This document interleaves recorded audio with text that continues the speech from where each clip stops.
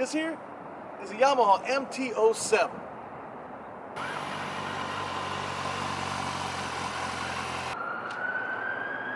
And this right here is a Kawasaki Z800. So which one's cooler? I'm not sure, but we're gonna find out.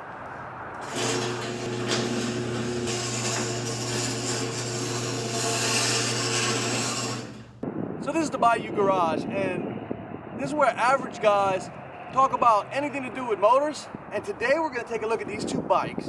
And if an average guy wanted to get a cool motorcycle, which one would they pick? Well, I'm gonna tell you which one I would pick. So right now I'm looking at a 2016 Kawasaki Z800. And its competitor is this Yamaha Mt. So I can tell you that the Yamaha is about 689cc. This one over here, the Kawasaki, is about 806 cc's. So the engines are comparable. I can also tell you that the pricing, they're both starting out, if you were to buy them on the market, at around $8,000, give or take a little bit. So let's start with the Yamaha Mt. So I want to tell you, at first look, from a guy that loves motorcycles, this thing is loud. It attracts the eyes. The big neon green, of course it's going to attract the eyes. It's going to pull attention with all the graphics on here. And whether or not that's stock, I don't know. But that's what it is now, so we're going to work with it. The handlebars and the look of the bike as a whole, as kind of a naked bike, is pretty cool. So the headlight looks like something straight out of a video game. It almost looks like a mask on a helmet for somebody that's about to play paintball or go to war. I can tell you that the flat paint is very cool versus the highlighter green rims and the accents all over the bike. Now, for a look point of view, this exhaust being short like it is, barely making it to the back tire as a whole. Now, what's one of the coolest parts of this bike is the strip down the middle of the tank in the same flat plastic as the rest of the bike. I think that color and that texture is just cool versus the big highlighter green paint job. Now, if I had my preference and I was picking any bike in the world, would I go with a big highlighter green? I don't know. But if you want attention, this is absolutely the bike to get it. Now we're gonna look at the Kawasaki Z800. And first of all, I can tell you right out of the box versus the other one, is that just with a little bit of green trim and a little bit of green accents, but all the rest of the bike is black, gives you that sleeker, quicker, more of a cool factor to just keep you under the radar a little bit, but you still have a really nice bike. Now, this has a lot of metallic flake. Now, looking at this bike from the front, we have the headlight that looks like a twin headlight, which is very cool. It's very angry. And then you have differences like clear turn signals instead of the amber color. But now you get up into these mirrors on the handlebars and they just kind of stick up and break up the lines of the bike. So I don't know if this would be my choice for mirrors. Now, I do have to tell you that this seat with the Z texture that the logo is, because this is a Z800, that is a nice bone. There's the metallic paint job on the tank itself, but the centerpiece is more of a flat paint. Gives it that two-tone kind of look without being actually two-tone. Then you have the exhaust. Now, in some situations, you know, on the other bike I mentioned that I liked that it was short, and then this one's full out, huge exhaust coming all the way out to the back rim.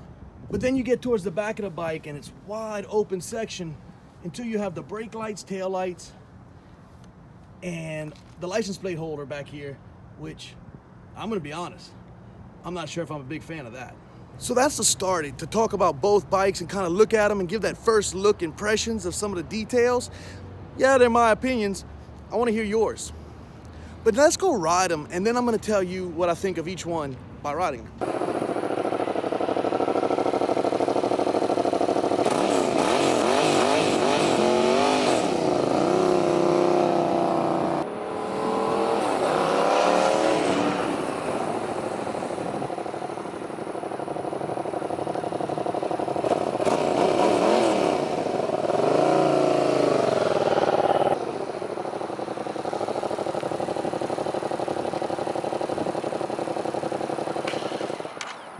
I'll tell you, riding this bike, I love the height. I love the feel of it straight out of the box, because when you're sitting on this bike, I'm almost 6 foot tall, about 5'11". So I'm able to touch the ground, everything is comfortable, the handlebars are comfortable, you're at a slight slope forward, but it's not like the crotch rockets that are full out and you have to actually get down on. I can sit up straighter, I prefer that. Now noise-wise, it's not super loud, it's a pretty quiet bike, which I appreciate. This thing is loud just with the colors and everything else. Now if you're just starting out riding a bike and you haven't ridden a lot in your life, a bike like this, the throttle isn't too tricky and it isn't too jumpy. This one is pretty easy to handle. With this color bike like this, you can absolutely turn heads. I like it. I like how it takes off and it doesn't terrify you when it takes off. It just goes like it's supposed to, like it's meant to, like you're part of the bike.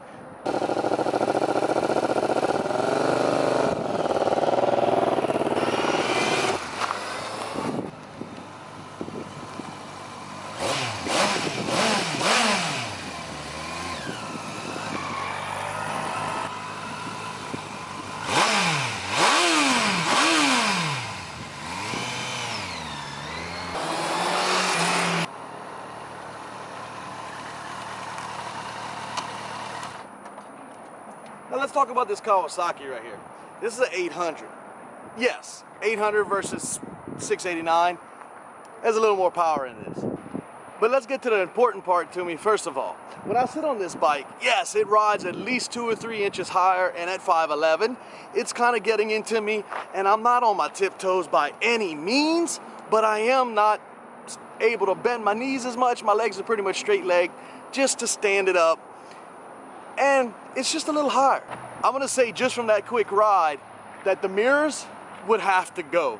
I don't like those mirrors. They're really standing up there and they just seem like they're all in your face. So for looks, the mirrors aren't good, but for vision, they are way better than the little one off the handlebars. Now on this bike also, the tank rise is very high and it kind of feels like it's coming up into my personal space, but the seat, and because that tank is higher, it does kind of hold you in place a little bit better.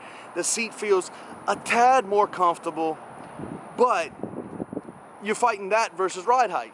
Instead of being kind of a lower sound and a lower bass note, it's kind of more of a high tweeter note, and it gives you that clean street bike kind of ninja sound. So this bike really isn't very loud either, which is a good thing for me. But I can tell you that 100 extra cc's, when you get on this, just on a small straightaway, instead of second gear doing about 35, we're doing second gear at about 45.